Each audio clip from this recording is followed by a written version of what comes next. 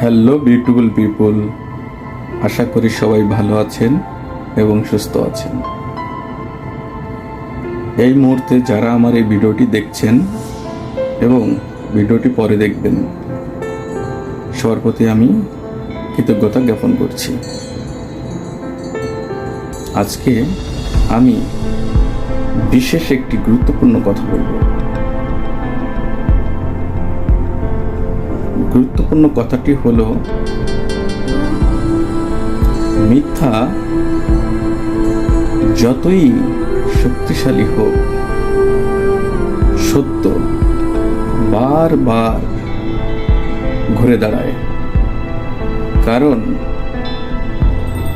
সৃষ্টিকর্তা স্বয়ং সত্যের পক্ষে। রাধে রাধে। ধন্যবাদ। সবাই ভালো থাকবেন।